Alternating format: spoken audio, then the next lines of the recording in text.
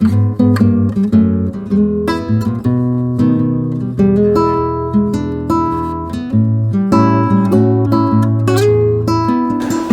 to episode 3 of the Brave and the Broken podcast, where today we're getting real stories from a real therapist, Grace Williamson, from Healing with Grace. Yep.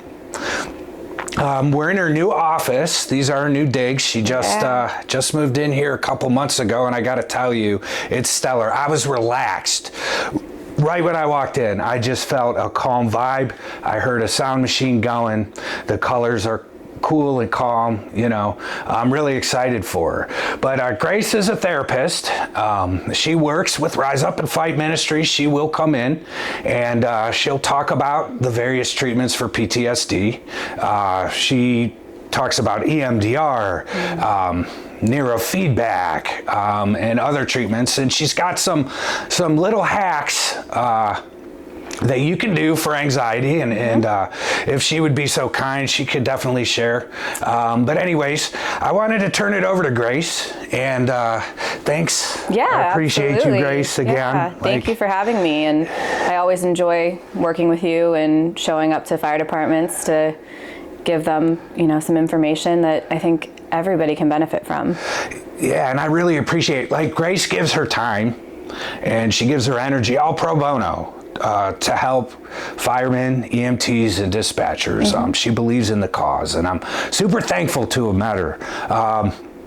And I wanted to ask Grace, how did you get into therapy? Like, what makes a person like, I want to be a therapist?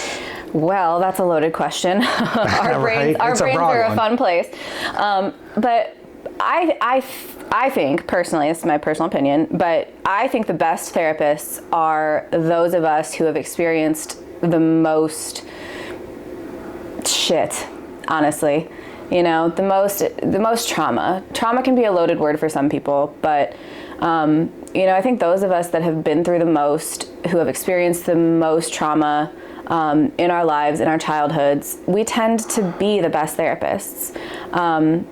Because we understand, we come from, our empathy comes from a place of understanding, having gone through things ourselves, having experienced maybe not the same trauma, right? Like, you and I don't have the same childhood experiences necessarily, but we've probably dealt with a lot of similar symptoms that are a result of those experiences. So, you know, we understand a lot. And for me personally, you know, I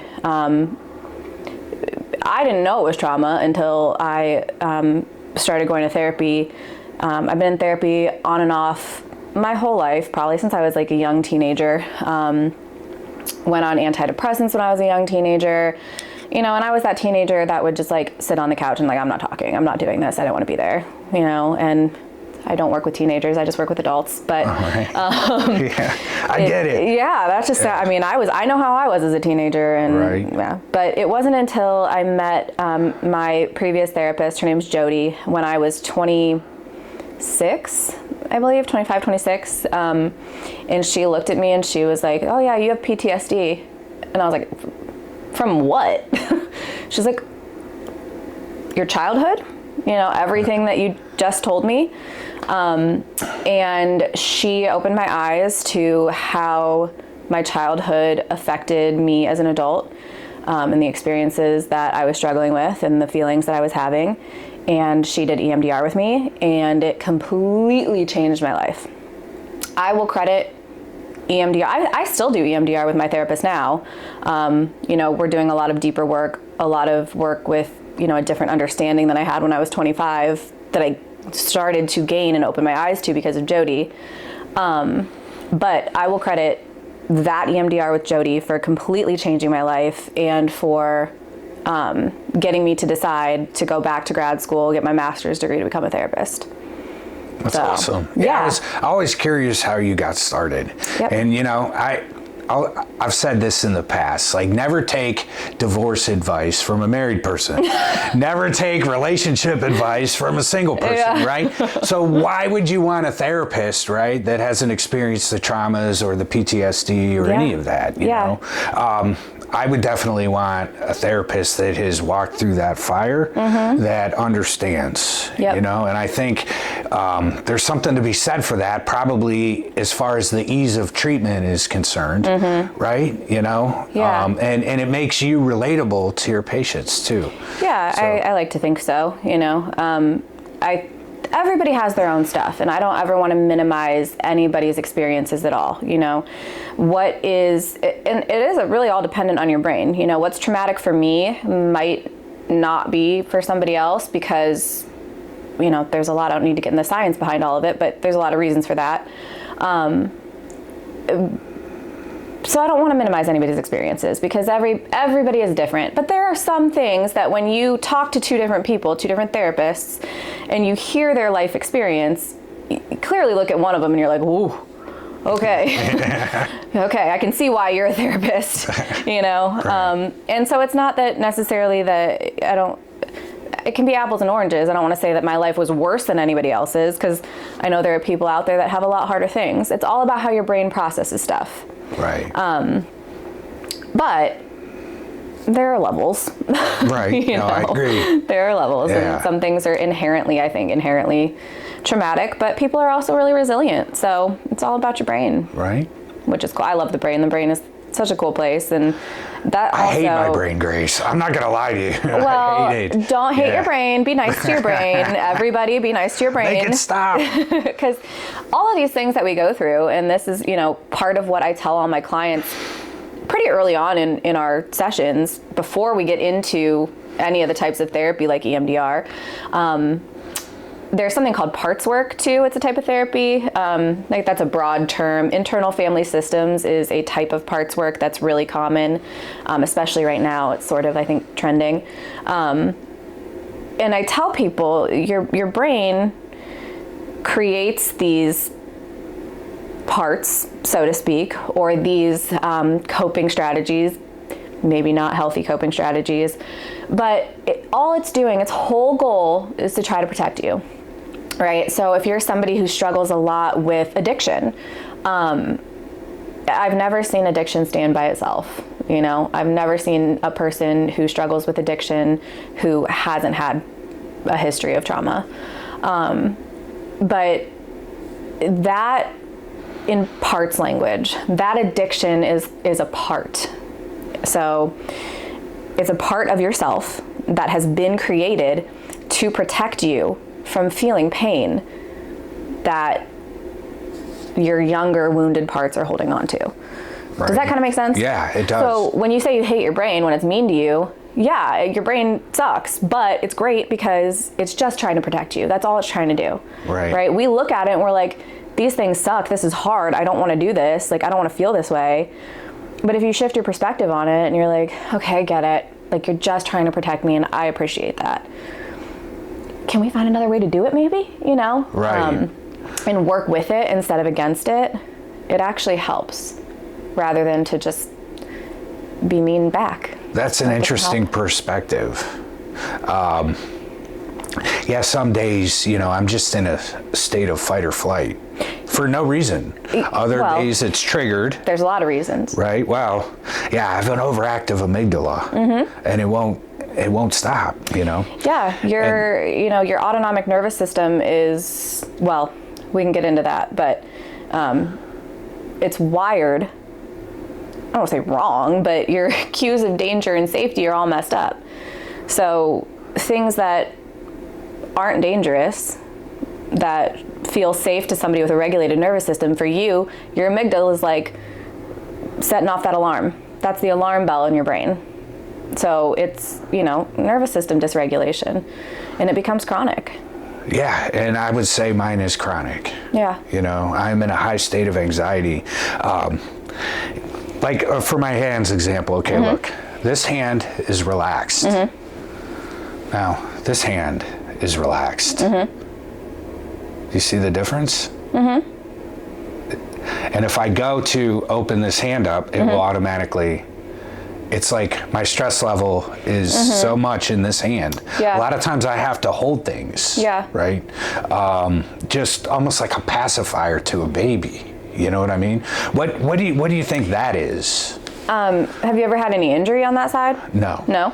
Try something for me. Your feet are already on the ground, so let me put my feet on the ground. And I think I've showed you this before, but I'm gonna have you take your right hand and put it on your heart like you're saying the Pledge of Allegiance. Right. Okay. I don't know if they still do that in school. You showed me this before, but I think I did. want Remember? you to show. Okay. Yeah, show me again. So left hand on the back of your right arm, like your tricep area. And then you're gonna turn your head to the right. Okay. And then with your eyes only, just look up and to the right. You can lift your chin a little bit. And then you're gonna sit there until you yawn, sigh, or swallow. For those of us who are very dysregulated, I do that all the time, so I'm not as dysregulated because I do this frequently. For those of us who are very dysregulated, it can take a long time to get back there. Oh my gosh, I feel like Hold your hands out now. like a release. Let me see. It's a little better. It is. You can see how it shakes. But it's a little better than it was. Right. You're not completely closed. Yeah. I'm gonna. This is something I should practice like as many times a day as I possibly can, right? I would say you can't do it too much. I tell people at least once a day. There are some other ones. There are a ton. So what that is for your vagus nerve. Okay. It's like a bicep curl for your vagus nerve. It's a toning exercise. So when we talk about your autonomic nervous system, and we talk about nervous system dysregulation, that is an incomplete conversation without mentioning the vagus nerve. The vagus nerve is your 10th cranial nerve. It innervates all the important things in your body. And it is in charge of that fight, flight, freeze, fawn, all of those response. So when your vagus nerve is poorly toned, which sounds kind of weird for a nerve, but Yeah. It's like having like a weak bicep. You have to tone it in order for your nervous system to become more flexible. So the problem with your nervous system, and a lot of us, because of various reasons, childhood trauma, adult trauma, stressful job, life stress, the world right now. A lot of those things can lead to nervous system dysregulation, but so a lot of us have that poor vagal tone. So to tone it creates a more flexible nervous system so that you can shift from what's called ventral vagal, which is like the green zone, which is social engagement. Okay. Really where you want to be, but it's not realistic to stay there all the time. Then we have that sympathetic nervous system activation, which is that fight-flight area, that activation, that anxiety. And then we have dorsal vagal, which is shut down, your body literally preparing to die. That's that freeze response. None of those are bad. It's when you get stuck in one and you can't move out of it.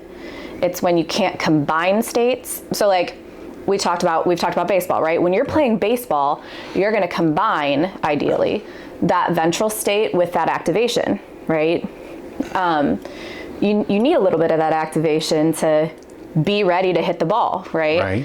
So when you're at home, after the game, and you're gonna sit down and you're gonna read to your kid, you wanna be in that ventral state and a little bit of that dorsal state, because you're calming down, you're shutting down, right? So you want to be able to combine them. You want to be able to move through those states fluidly and not get stuck anywhere. So what I just showed you, plus a couple of other things, is helpful for that vagus nerve. So you can go on YouTube right now and find like tons of vagus nerve exercises. There's a woman on YouTube, her name is Sukie Baxter, Sukie Baxter, and she has a lot of like vagus nerve reset exercises like that you can do. But I recommend for people at least once a day. Pick one. I don't care which one it is. There's a number of things to choose from that will help your nervous system, but focus on nervous system regulation for yourself, because that's something you can do every day, and, Right. and focusing on that, because that is really the foundation for so much of what we experience, those struggles that we experience, like anxiety. Right. I can deal with like the worry, but what I have a hard time with is the anxiety, and I call it like the burning lump of coal in your chest. Yeah. Right? Because that's kind of what it feels like, Yeah. right? Yeah. And it's just there, and it's like Yeah. burning, and I hate that feeling. And I have that feeling most days, most of the day, you know? And I can work through it. I can have a conversation. I can function, Yeah. like, you know, but I'm carrying around that burning lump of coal, you know? Have you ever talked to that burning lump of coal? Never. You might want to try it sometime. Yeah, well, that burning lump of coal might be combative, argumentative, and, but yeah, no, I need to. Yeah, that's parts work, and that's something that I do with my clients frequently. You know, I try to incorporate it with EMDR and with some of the other modalities I use, but parts work is a big one that I sort of throw in there. Parts work. Parts, P-A-R-T-S, parts. Parts work. Yep. Okay. There's a lot of different types of parts work. Like there's ego state therapy, but the really popular one right now is internal family systems. And I'm not officially trained in internal family systems, but I'm what we call internal family systems informed. Okay. So I've done trainings, I've read books, but I think to consider yourself fully trained, you have to go through this like really intense training process that's really expensive, and I just haven't done that. But I know a lot, you know, and my therapist does it with me too. So I learn by experience as well. I don't do things with my clients that I don't do myself. Okay.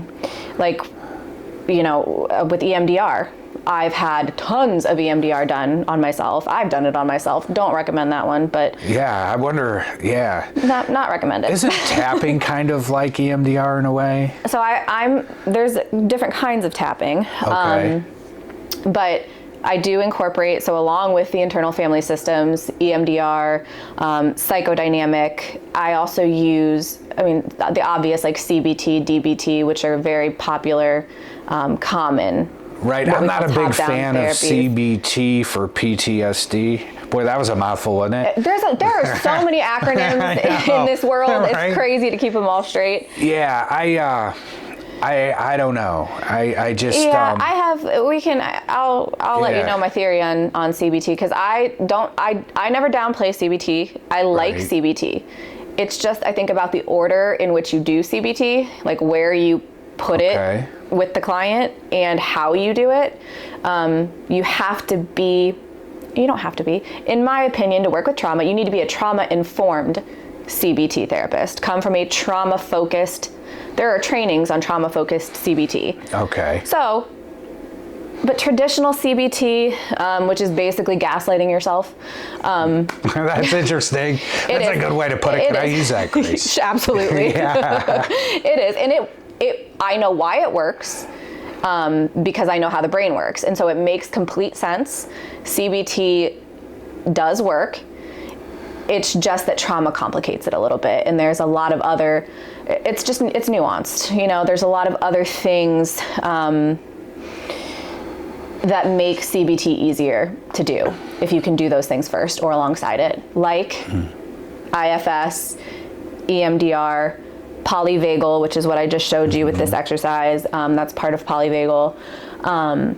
And then you mentioned the tapping. So there is the tapping that you do with EMDR, which is bilateral stimulation. So you can't see them, but I have these tappers back here, those little green things that you see. Okay. They vibrate back and forth. Okay. You can, kind of emulate that yourself by doing this bilateral tapping. A lot of people will tell you to do the butterfly tap like this. Okay. Right? That's bilateral tapping. I am trained in something called EFT tapping. And that is a little bit different. That is more along the lines of like acupressure and traditional Chinese medicine. Okay. It works with the energy meridians in your body, and that tapping is like this that you see people do. I don't know if you've ever seen. I have, yeah. You start here and you go down, and then you wind up under your armpits. Yeah. Yeah, everybody loves that one. And, and I always tell them you're supposed to go, like when you do it one-sided, you're supposed to go with the same hand. So I have people in here, like sitting all awkward, but it works. I love EFT tapping personally. There are some studies out there that show that it's just as effective as EMDR. I have yet to experience that, but I have experienced a lot of shifts and a lot of clarity from EFT tapping, and it is proven to lower cortisol and help with stress. You can tap for anything. So I love tapping. And you can do tapping for trauma. I've seen some really incredible stories of people who have done tapping for traumatic experiences, including a veteran with PTSD who had been in, I want to say it was Vietnam, and they did EFT tapping with him, and he stopped having nightmares. It was really cool. I just haven't personally had that experience. I use EFT tapping a little differently. I teach it to my clients so that they can use it themselves. Because that, unlike EMDR, is something that you can do yourself. You could go online right now and teach yourself how to do it. I, again, don't recommend that unless you're just tapping for something that's like really surface level. I recommend working with a therapist if you're going to go deeper at all. Well, yeah, there's like a meditation component in there too, right? There can when you're be. Tapping, I like mean, you focus, aren't you like thinking either positively about yourself or? So you want to tap through actually on the negatives first. So you know how I think you and I've talked about this before, in EMDR you come up with that core belief. Right. The easiest example for a core belief that I can give is I'm not good enough, because so many people have that one. So let's take that belief of I'm not good enough, right? You tap through that first, that negative, with EFT tapping. You're going to tap through all the negatives first. There are different ways to do it, but you want to make sure you tap. And again, they call it the negative, but really what that is you're just tapping through your current reality. So if you have, let's say you're anxious about a test that you have to take. Okay, and you want to tap through that anxiety for that test. Okay, so you're going to come up with a setup statement for that. It's called a setup statement, and you just say what your current reality is right now. Like, I feel anxious about this test. So even though I feel anxious about this test, I deeply and completely love and accept myself. There are a lot of ways to do that other than saying I deeply and completely love and accept myself. There's a lot of other things you can say. But then you're going to tap through, like, anxious about the test, right? And I teach my clients to use it like they're talking to me. So as you're tapping, you're going to start gaining more insight and more clarity into what's underneath that anxiety, right? And you might end up at, like, I'm anxious about this because I feel like I'm not good enough. I feel like a failure. If I don't pass this, it's, you know, you get into all these deeper things as you're tapping, and you just want to keep tapping rounds and rounds through all of that current stuff that's coming up. And then you go in, and then you can tap in some affirmations that, you know, like, I am good enough. I'm going to be fine. I'm successful. I'm not a failure if I don't pass this. I can try again, right? Then you'll tap through some of that. So that I use it with my clients. We practice in here, but I also teach them so that they can help themselves. So this is something that you could teach a fireman, a dispatcher. Oh, absolutely. Yeah. Absolutely. Yeah, I mean, this is stuff they could do on shift, you know? For sure, yeah. After a bad call, you know, like a short-term, like, fix. Right? Yeah, like, yeah, and it's not even, you know, it can be long-term as well. It can be, right? Again, it just depends. But if you just need something, especially if you need something after a bad call to sort of regulate your nervous system, that's when I would recommend that vagus nerve stuff that we talked about before. That's when even just like jumping in a cold shower, splashing your face with cold water, grab an ice pack. You guys have a kitchen, go get an ice pack, keep some ice packs in there, and put it on your neck. Just sit with it there on your chest. You know what I used to do at work after a bad call? I would run ice cold water on my wrists. And I never really knew why. It's weird. I didn't. Helps though, right? When I worked, I didn't know I had PTSD. Yeah. That didn't come out till my divorce counseling, right? I had no idea. And but yeah, I would find myself, I would splash cold water on my face, and then I would hold my wrists under that faucet. Yeah.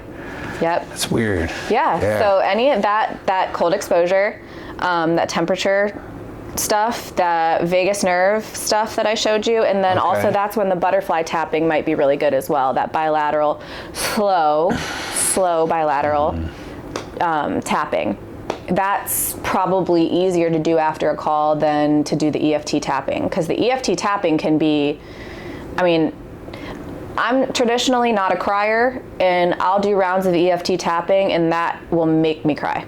Like, you'll just bring stuff up and go through stuff. It is similar to EMDR, but you're not quite like sitting with it the way you do with EMDR. It's not as, like sometimes after EMDR, after a session, even if you clear a belief, even if you clear a memory, or what we call a target, you can still feel terrible. You can still feel worse before you ever feel better. With EFT tapping, you're generally going to go through it, and you might feel worse, you might start crying, you might feel all these emotions coming up, but once you keep tapping through it and you clear it, then you generally feel much better. But I would say the caution with doing that after a call is just because that can be a traumatic experience. It could be gasoline on a fire. It could be, yeah. So that's when something where I would focus more on like the regulation and the calming aspect, just to, you know, kind of regulate yourself. And those things are not just for people who are anxious, because I think a lot of times we associate dysregulation and trauma with that fight flight that you talk about, right? That burning lump of coal, that anxiety. There's another side of it too, which is that freeze response, that dorsal vagal shutdown. That I tend to live in that like dissociated functional freeze state. Right? I am disassociative a lot. Yes, and so there's that side too, where you don't have to, you can use these things not just to calm yourself down, because I rarely don't feel, I mean, really, it's not that I don't feel anxiety, but my stress response isn't necessarily that like fight, flight, like heightened. I guess I associate it with like faster movement, right? I'm more of that like shutdown person, right? That like functional freeze. So even if you feel that way, if you're not feeling anxious, you're not feeling that worry, if you're not feeling panicked, that doesn't mean you're not having a trauma response. That doesn't mean that didn't affect you. It just means that you're kind of having a different response than what we usually talk about. It's not an uncommon response. Everybody's brains just work differently, right? We all develop different strategies for protection. It just depends on your brain. You know, there were a lot of things I've blocked out, right? Oh yeah. From my childhood, and even you know, back when I was married, and my sister or somebody will say, you know, do you remember when, you know, such and such did X, Y, and Z, and I'm like, nope. Wait, I do now, but I didn't. Yeah. Right? Like, I think my brain would purposely, you know, it does. just block it out. Just, you know, and it was weird because, you know, I had a childhood trauma when I was in third grade, and didn't finally start talking about it till about 6-7 years ago. Yeah, well, when you're in third grade, you know, you don't know that's, you probably don't even know what trauma is in third grade. Right. You don't know that experience, you might not know that that's not normal, right? That's not okay. You don't know that it's safe to talk to anybody, depending on your childhood experiences, you know? Right. And those responses that we have now as adults, the reasons that, probably honestly the reason that half of these men and women get into the fire service in the first place, or any first responders, right, are because we have these childhood traumatic experiences that we either don't remember or we don't realize that they are running our life. Right now, and you hit the nail on the head with that, Grace, because this is something I've been seeing. It's measurable. Yeah. Right? Absolutely. You know, I was talking with a firefighter last week, and they were struggling, and I brought this up, you know, and I said, well, you know, this is a job where the average layperson, right, would say, that's crazy. Right. Why would I do that? Like, I could die. Like, for that guy, like, no. Yeah. You know, I'll go make more money somewhere else, and I'll be safe, right? So but that's back to those cues of danger and safety for your nervous system. Yeah. Right? So, your cues of danger and safety are not the same as somebody who has a regulated nervous system. You seek that danger, basically, because that actually feels safe for you. That feels normal and familiar. Your brain will always, always, always guide you to or stay in the familiar hell over unfamiliar peace. Always.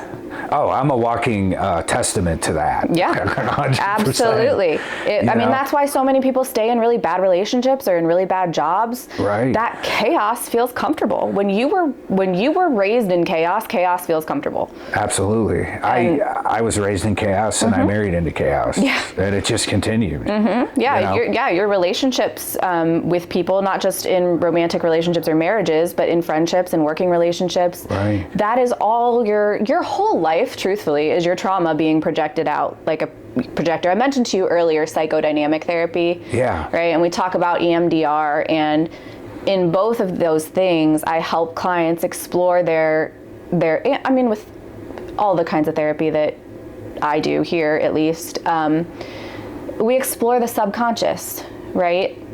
Your subconscious is programmed by that experiences like the one that happened to you in 3rd grade, right?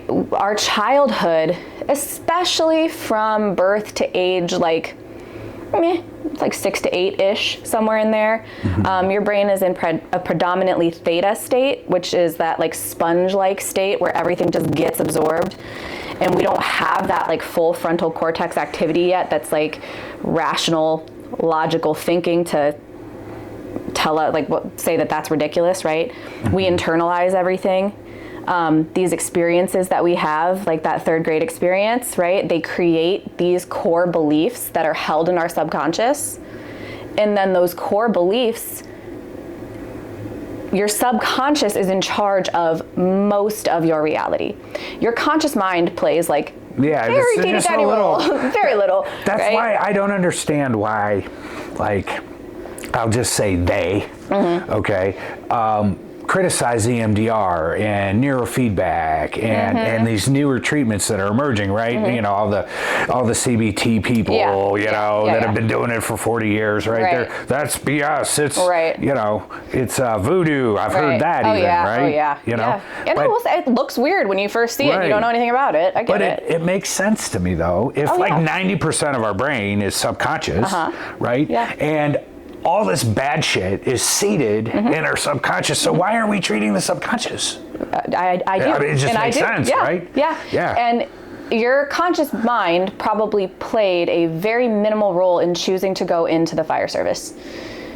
Very minimal. Like that was probably a choice that was driven largely by your subconscious and your nervous system dysregulation. And so that subconscious, so there's another part of your brain called the reticular activating system, and you've probably heard me talk about it before, I'm sure, right? That reticular activating system, I tell clients, I'm like, it's like the bouncer for your brain. So think about a club, you know, like a New York City club. They only let certain people in. He's got a VIP guest list, right? Somebody wrote that guest list and gave it to him, and he cannot let in anybody that is not on that guest list. So your reticular activating system takes all those beliefs, you tell it, you give it that guest list of who to let in the club, right? So if you believe in your subconscious from childhood that you're not good enough, that you're a failure, that you don't deserve good things, your reticular activating system, all it knows is that you believe these things. It uses confirmation bias. It wants to prove itself right. It just wants to be right. Confirmation bias. I love that. I do that all the time. I'll dig to try to prove my irrational thought. Yeah. Well, so your subconscious is doing, your brain is doing that subconsciously, right? With all these beliefs. And it's like your brain, I think I said before, its whole goal is to keep you alive and to be right, to prove itself right. So it has all those beliefs, right? And it's like, okay, well, he believes that he's not good enough and that he's a failure and that he doesn't deserve good things. Okay, so let's find him more of that. That's what we're allowed in the club, right? That reticular activating system is the filter, essentially, because if we were able to process all of the bits of information that are around us every day, we couldn't do it. We couldn't do it. We'd be overwhelming. We would shut down. It would be terrible. So your reticular activating system filters out things that aren't important to us, things that are not programmed to be allowed in, right? So you don't see red Ferraris everywhere because you haven't told your reticular activating system to let in red Ferraris. Does that mean the red Ferraris aren't there? No, they're there, right? You just haven't tuned into them, you know? It's like a radio station. Right? Gotcha. I tell people, I'm like, if you want to listen to country, if you want to listen to country music, but you're tuned into 97.5. You're not going to get country music. You got to tune that dial into 94.9 and then you'll get country music, right? So you have to tell your reticular activating system what you want to tune into. What radio station do I want to be on? Who do I want to let in the club? Because if you don't tell it, it's using that subconscious programming to decide what gets in. Does that make sense? Yes, it makes perfect sense. It actually clears a lot up, actually. I know, right? Yeah, like it's scary. I'm like... Well, and then you start to notice patterns in your life, why you're in the job that you're in, why you're in that relationship that you're still in, why you have terrible luck with women, why you always hate your bosses, you know, why you never get along with your coworkers, you know. I have a lot of limiting beliefs still to this day. I have a problem with trust. It's hard. Yeah. And that's where I have a problem with CBT, right? That's where it's a lot of effort. It is a lot of effort to reprogram those beliefs with CBT, right?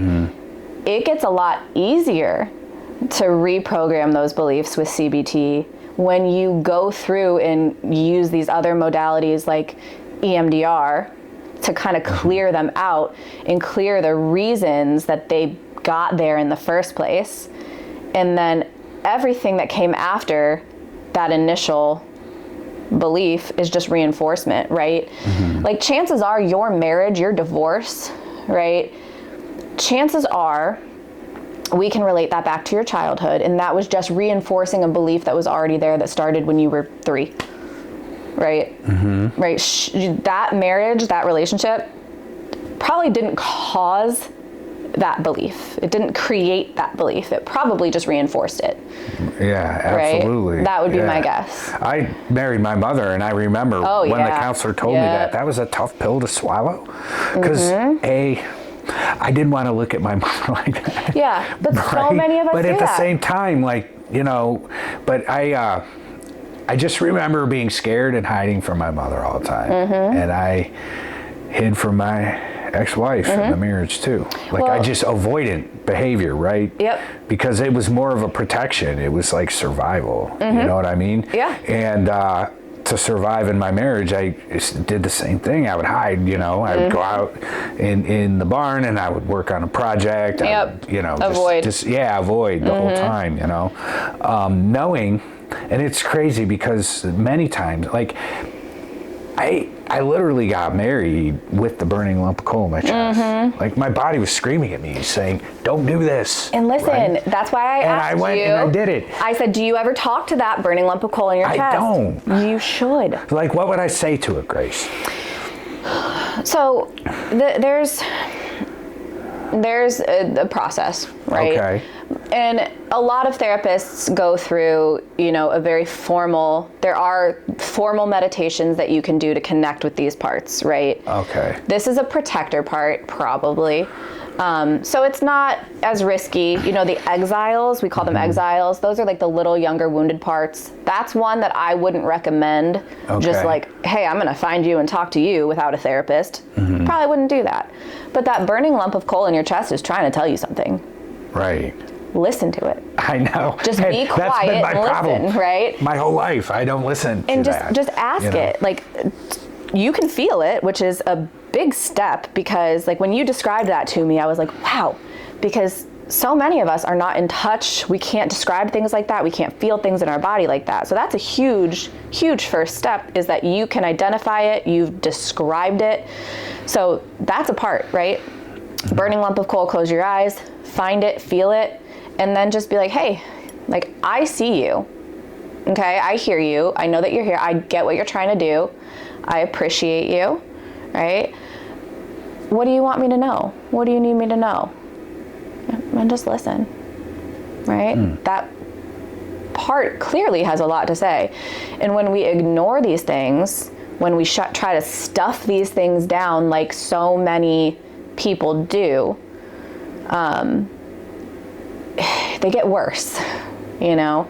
When you get mad or judge a part like that, which is yourself, right? They tend to get louder. When you don't listen to them, they start yelling, right? Right. Right? And then you realize why you maybe should have listened to it in the first place. Oh yeah, I always realize that later, Grace. And these parts, there's a book written, it's called No Bad Parts, right? None of these parts, this burning lump of coal part isn't bad. It's not a bad part. It serves a purpose, and it always has. And at one point in your life, like 3rd grade maybe, you probably needed it, right? It helped to protect you. And that's all anxiety really ever is just trying to keep you safe. That's right. Everything. Yeah. It's just trying to keep you safe and protect you. So it's not that it's bad. We don't need to try to like get rid of it. We just sort of need to repurpose it and figure out what its job originally was, because anxiety is not bad. Anxiety is not always bad. There is some level of anxiety that is normal and can be productive. Right. Right? Yeah, absolutely. So, you can channel that into being productive. Yep, absolutely. So I don't know if you've ever seen or heard of the movie Inside Out. Yeah. Yeah, it's on Disney, kids movie. Right, yeah. So they actually had, I think, EMDR and maybe even IFS therapists on staff to kind of help. I don't know if they help write the movie or produce it or what, but they took advice from these people, from these therapists. And they just came out recently, maybe last year, with one called the Inside Out 2, where they introduced new emotions like anxiety. And spoiler alert, at the end of the movie, anxiety starts like spinning out of control like a little tornado at the control panel of this little girl's brain. And she's like crying, anxiety is crying, and she's saying, I'm just trying to protect her. I'm just trying to keep her safe. You know, I'm trying to keep her safe from the things that she can't see. Right? And that's, you know, that's us creating these stories in our head of things that aren't real based on that subconscious programming, right? And then anxiety trying to protect us from those stories and those things that aren't even real yet. And that's things I do, and I talk about this at Rise Up and Fight, when we make up stories, that prediction error, when we make up stories in our head that haven't happened, and then we'll ruminate on them, and then it will actually affect our emotions. Well, your thoughts create your emotions, and then they kind of start to cycle after a while, but initially your thought creates a chemical response, which is your emotion. Your emotion is just a chemical response to those thoughts. But when you start to think and feel like you have always thought and felt, and then you behave that way, you only get the predictable outcome, right? You're not leaving room for new things, unpredictable things, right? And so that anxiety is trying to predict what is going to happen in order to keep you safe. Thinking that the unknown is always bad, is always like, we need to be prepared, we need to keep her safe, right? But then back to that Inside Out, at the end of after that happens, the other emotions kind of work together, and then they calm her down and they put her in this little chair at the end, and she's like sitting like me in a chair covered up in a little blankie. She's got her tea, her anxiety next to her, and she's helping this girl study for her Spanish test, right?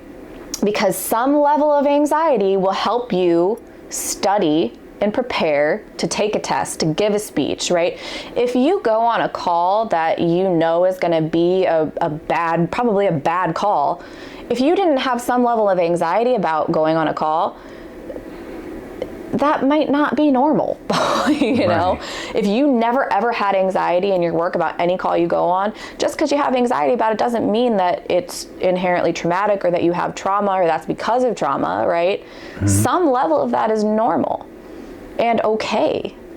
So we don't need to pathologize everything and get rid of everything and be mean to it, right? Sometimes you just need to put it in its chair, give it its tea, and let it take a break. Right but on. It can stay there. Yeah. Just be nice to it, you know? That's Does that make interesting. sense? Yeah, I usually just hate mine. Yeah, you know, well, that's and I'll just cuss going to at make it worse. Right.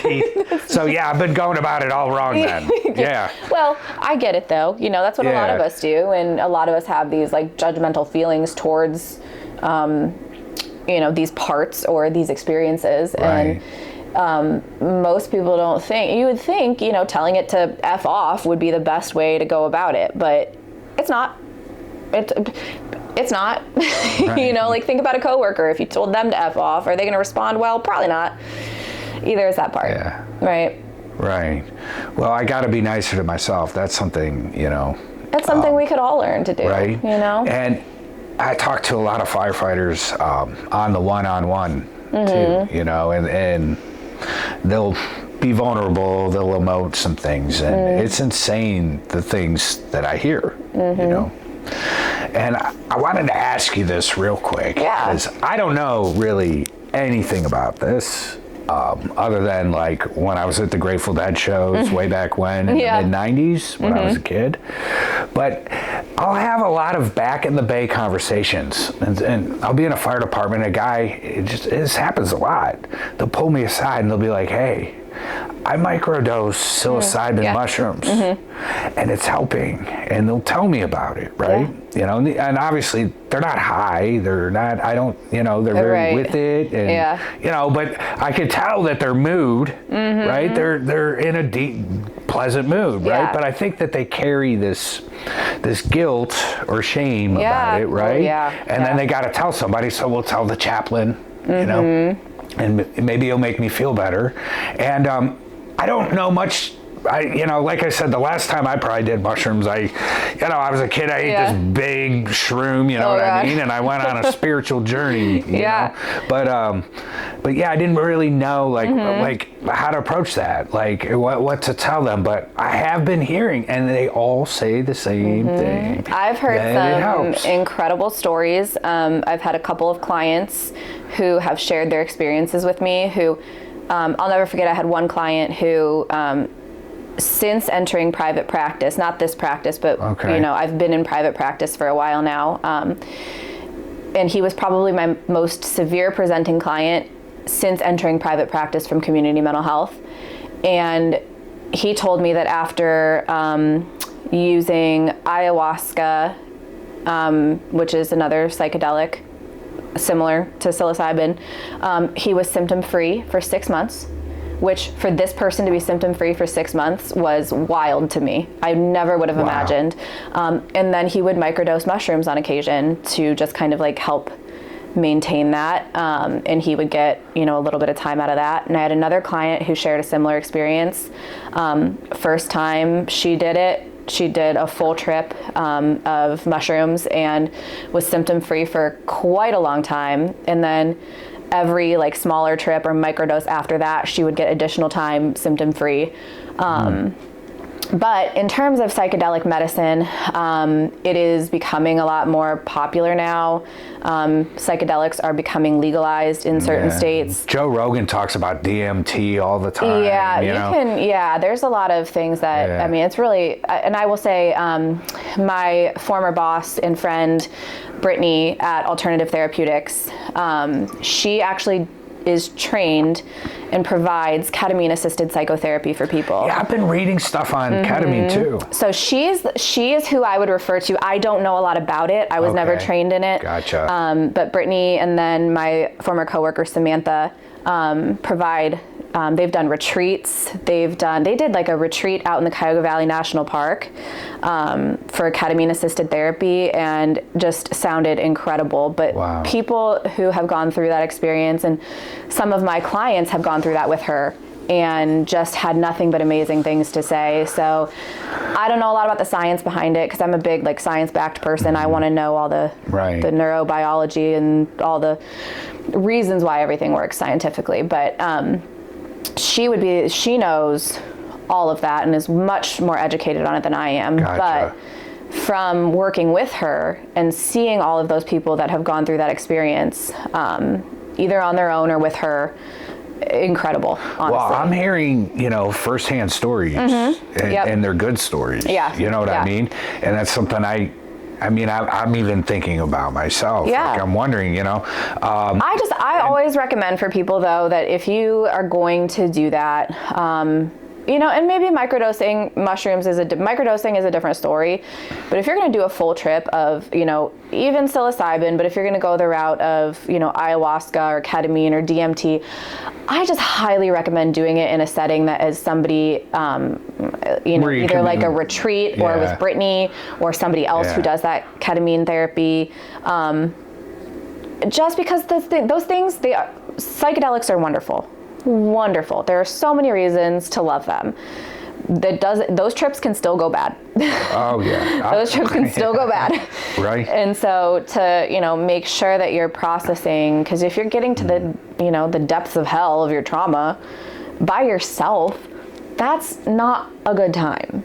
Right. So, and then getting like a ketamine drip at the doctor's office can really help for depression. They'll do those, for treatment-resistant depression, and it can really help. But going through that experience, like with what Brittany does with the ketamine-assisted psychotherapy, is a whole different story, right? Because then you're actually learning more about yourself, and you're having, gaining more clarity, and it can help in the therapeutic process too, just to figure out, on a deeper level, not just like cure my depression.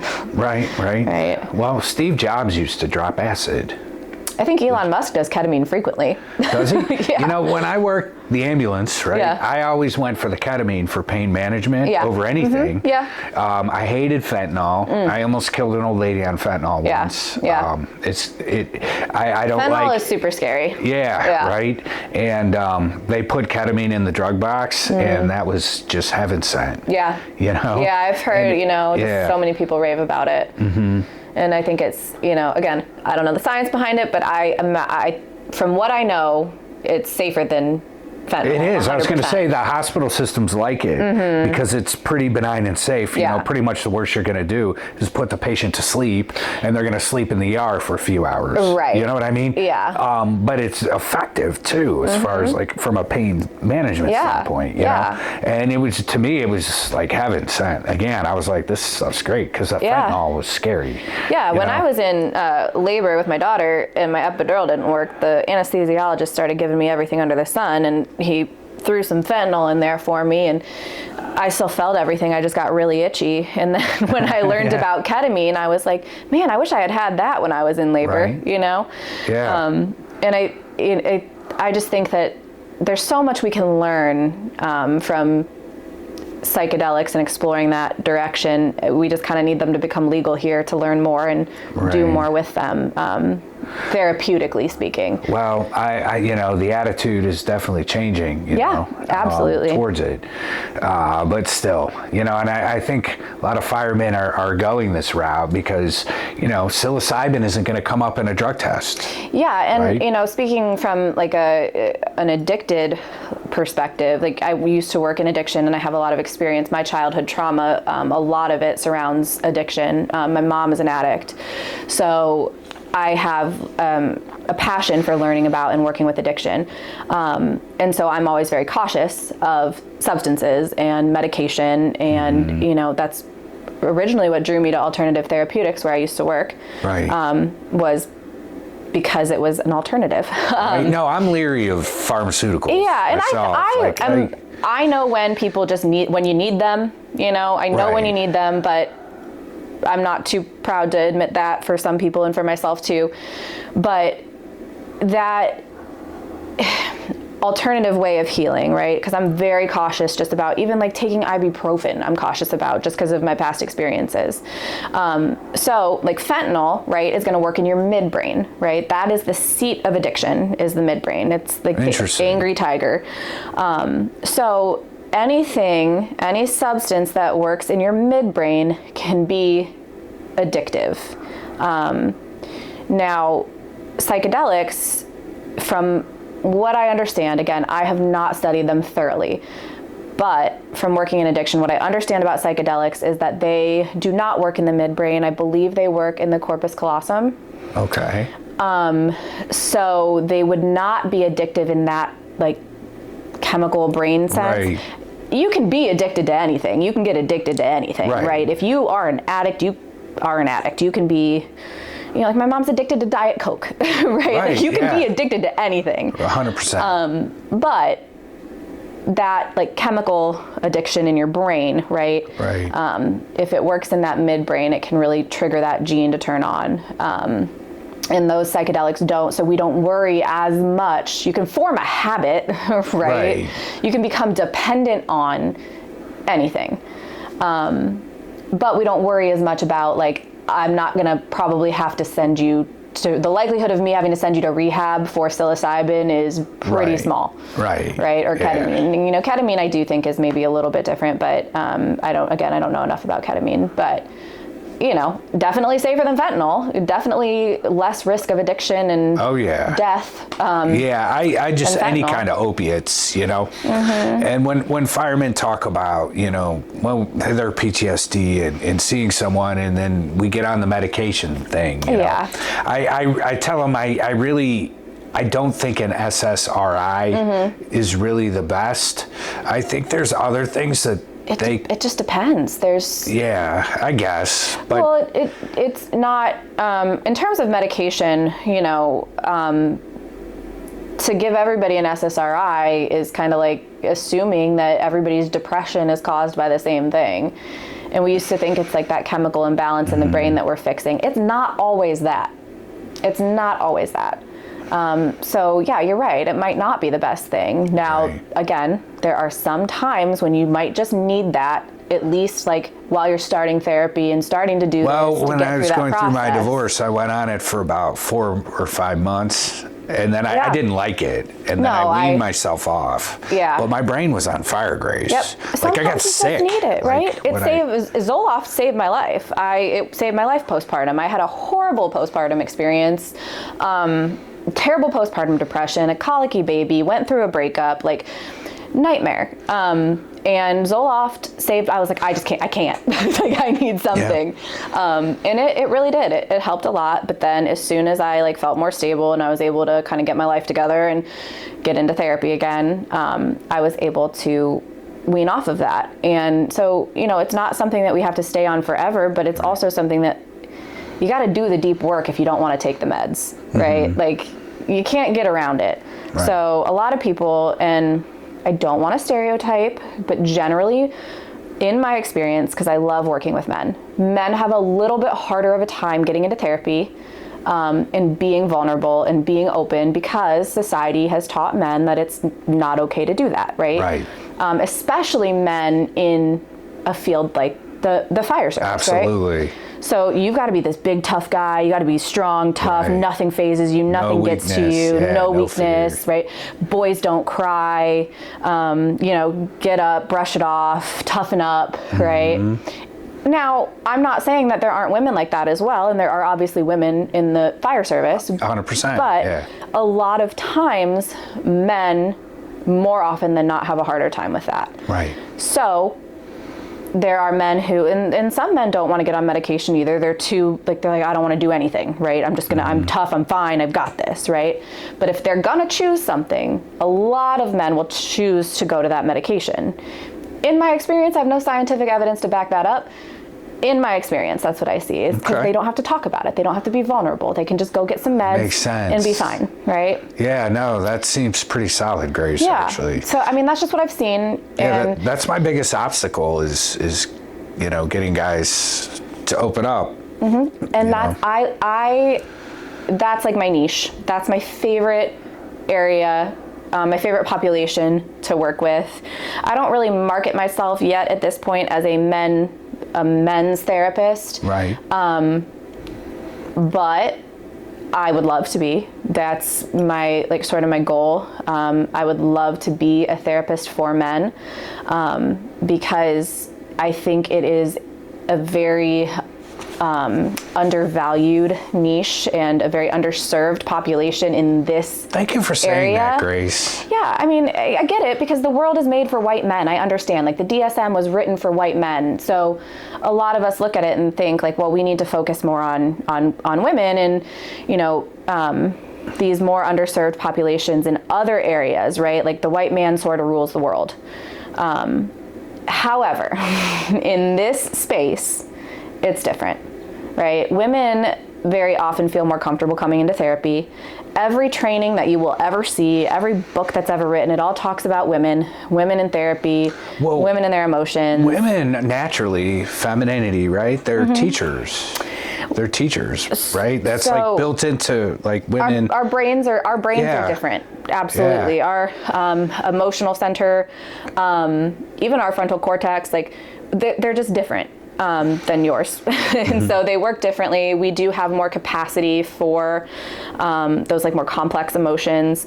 And that's not a knock to men. It's just how our brains are. That's how we're built. So it is like every training that I've looked at trying to find trainings for men, like on being a therapist for men. I've got a couple books over there. There's no trainings, like none. You know, because, well, everything's made for men. Anything you do special is for women, just like the generic thing is for men. Everything's for men, right? Not in therapy. You know, a lot of female therapists, not all, but a lot, don't like working with men, because a lot of us women have really negative experiences with men. I can't really name a woman who probably that I know that doesn't have at least one negative experience with a man in their life. You know, there's that whole like social media trend of, you know, who would you choose, the man or the bear? And every woman picks the bear, right? Yeah. Like if you had to be stuck in the forest with a man or a bear, and women pick the bear, because they think, you know, oh, the bear's just going to kill me. Anything a man could do to me would be worse than that, right? And that sucks. That's our portrayal of men. We need to do better. We as women, I think it's our responsibility, I do, and I'm probably going to get a lot of hate for saying this from other women, but I think it's our responsibility to do better, to raise our boys. Yes. To be better men. Isn't the mother-child relationship like the most profound relationship that anyone would ever have? Like the most formative one? Like I mean, your primary caregiver, right? But a lot of times that is supposed to be your mother, right? So like in my experience, you know, I work with a lot of people who have, like a lot of times you'll hear stories about dad was the addict. Dad was out of the house. Dad was gone. Dad was off doing this. He was an alcoholic, right? In my case, it was my mom, right? My mom's an addict. And that is really hard as a daughter too, to have a mom who's an addict. That relationship is just not what we see the mother-child relationship is supposed to be, right? Sounds like you've had experiences with your mom too, right? 100%, yeah. But just as parents in general, I think, but women, because we do have more capacity for those more complex emotions and that empathy, that gentleness, we have to do better at raising our boys to be better men, to let men know and let boys know it is okay to feel your emotions, right? We've gotten caught in this black and white thinking of toxic masculinity or snowflake, right? Right. Like those are your options. Yeah. And that is insane, because it's not, right? Everything is a duality, right? We all have, you and I both have masculine and feminine energy. There's danger in extreme thinking. Yes, always, absolutely, right? You can never be all one way. No, and you and I, like, we both have masculine energy and feminine energy, right? The balances in our individual selves, in our individual energetic bodies are different, right? You're gonna lean more into that masculine energy, where I am learning how to lean more into my feminine energy, right? Right. And there is a balance to everything and a duality. You are not toxic masculinity or snowflake, right? Vulnerability is one of the strongest things you can do, right? To be vulnerable is one of the strongest things that you can do. The most powerful things that you can do. It's the scariest thing. It is so scary, too. but it doesn't make you weak. But that's the Right. message. It's a message for all of us, but it's really that message that men get, right? Is that vulnerability is weak, and it is more socially acceptable for me to be weak than it is for you to be weak, right? Especially in a field like yours. Yeah. Right? So it's learning that you don't have to be one or the other, right? Just because you show emotion doesn't make you a snowflake, right? Right. Combine that strength of that toxic masculinity with that energy and that softness of snowflake, right? Yeah. Put them together, right? And then you get a strong, powerful leader of a man who can be vulnerable and show emotion and care about people and have empathy. Like, why wouldn't you want to do that? Right, It's great. right. But it's scary, and that's not the message men are getting. No, So we have not to at create all. a safe space for men to get that message Right. and learn how to do those things. And I will say, the stigma is starting to change. It's getting there. In the fire service, slowly but surely. You know, just in the last 3 years since I've worked, Yeah. I've seen like an emergence now of guys willing to talk about trauma on the job. Yep. You know, more of a willingness, but at the same time, yeah, you know, it's that whole. We're around our peers. It's like the book Lord of the Flies. You know what I mean? And when you're in the firehouse and you're on your shift, Right. and you know, and so that's one thing that I hope that I can do is kind of. I'm the uninterested third party. Yeah. You know? Yeah. And I'm just a resource, one of many that are available that they can use to try to heal, and you included. Yeah, And, yeah. I love being part of this. I'm so glad I met you and I've gotten to be part of this with you, because this is where my biggest passion lies, you know, and I think that we can start to bring more conversations to places where there 100%. haven't been conversations, and open people's eyes, even if they're not looking receptive in the moment when I'm talking to them, right? I think they're Right. going to go home and think about it, you know, think about the things that I've said and that you talk about and you teach. And I hope that we can start, because change doesn't just happen all at once, right? No, It's these no. small, tiny changes that lead ultimately to bigger change. And that's my goal for people, for Yeah, my and- clients, and then on a broader sense, you know, for men in this area in our society, and people, you know. Right. Yeah. I mean, a lot of times, you know, men are looked to for the strength, but then, you know, there's like, who do we look to? Right. Right. Yeah. Well, You and know? that's where, because I tend to be, like I said before, I'm more in that like freeze, dissociated response. I lean more into my masculine energy, that very strong. Well, it sounds like you were raised by your dad, which is why, probably. I don't know. I'm just assuming. They were both there. Right. I've got. There's a whole thing. I mean, both of them, different reasons, right? But yeah, and I guess there's this balance that we need to find between men and women, where there's this whole, and with women too, we always say like, I don't need a man. I don't need a man. Well, okay, no, I don't really need a man. Can I live the rest of my life without one? Sure, right? But men and women, I think we should learn how to depend and rely on each other. Right?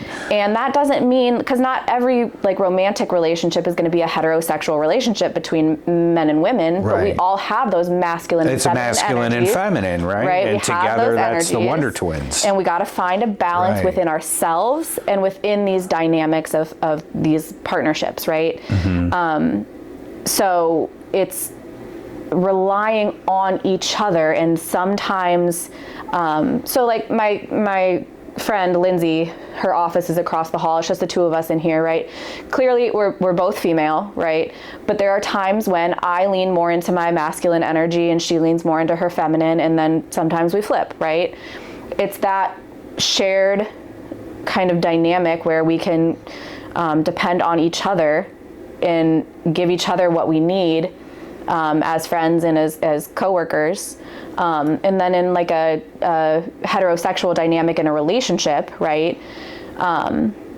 Men can look to women for strength, and women can look to men for strength. Right. It doesn't have to be one or the other. You don't have to carry the whole team on your back, right? Right. Like maybe there's one day where I've got 80% and I'm carrying the team on my back, and you're like, I've only got like 20 today, I'm sorry. And I'm like, well, that's cool. I mean, together we got 100, we're fine, right? Mm-hmm. And then if you came to me and you were like, well, I've only got 10 today, I can't, I'm only at like 10%, right? How do we work together, depend on each other to make up for that missing percent to get to 100 as a team? Right. You know? Yeah. That's all. It's not that you need somebody to look to, or that I need to look to a man for support. No. Right? We just need to look to each other. But I've always said 2 are better than 1. Yeah. Right? Right. We're just in a very like individualistic society, and we've got so much division and so much. Oh, it's terrible. So much extreme thinking, black or white thinking, and you know, I think men and women are very divided right now, and understandably, as a woman, understandably so. You know, but we just need to be more collectivist and work together and depend on each other, and that all comes from individual personal healing, I think. Right. And going on that journey for yourself to figure out all your own stuff, and be more comfortable with duality instead of, I've got to be like this. Mm-hmm. Right? That's interesting. Everything That's is a duality. Good perspective, Grace. Yeah. You know, I always learn from you, so I appreciate that. Thank you. I could talk about this stuff forever. Oh, I know. Me too. Me too. I mean, and we just scratched the surface. Right? I know. You got the pump primed. Yep. You know? Yeah. So, but I appreciate that. Yeah, absolutely. I appreciate you letting me talk your ear off. No, it was great, and it's a lot of great information. Yeah. And, you know, Grace, like she was saying, you know, she specializes in working with men, and she works with first responders. I refer first responders to her. You know, if you're ever interested in checking out Grace and her practice, it's Healing with Grace. Do you have a website, Grace? I do. It is okay. healingwithgraceohio.com. You wouldn't believe there are actually a lot of places called Healing with Grace. So it's healingwithgraceohio.com. Gotcha. Yeah. Perfect. Yeah, you know, check her out. Give her a call. If you know a responder that's struggling, or if you are a responder that's struggling, you know, feel free to reach out to me at my website, www.riseupfight.org, or Grace, her website. But we appreciate your time, and we appreciate your listening. And as always, you know, I got to put my hand out, right? We're always looking for donations. We cannot continue this mission without your support. If you're interested in donating, you will see a link at the end of this video, but you could always go to www.riseupfight.org. Your contribution will be much appreciated, and it's going to help people that honestly help people all day, but they don't get much help themselves. But I appreciate you guys, and thank you for listening.